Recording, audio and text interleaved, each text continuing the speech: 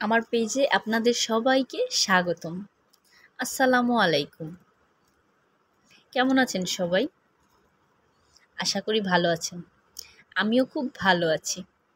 আজকে নতুন একটি ভিন্ন ভিডিও নিয়ে আপনাদের মাঝে হাজির হয়েছি। আমার মিষ্টি পরিবারে আলহামদুলিল্লাহ আরও নতুন একজন সদস্য যুক্ত হতে যাচ্ছে। আপনারা দেখতেই পাচ্ছেন, অলরেডি আমি আমার নতুন সদস্যকে বাসায় নিয়ে আসার জন্য বেরিয়ে পড়েছি।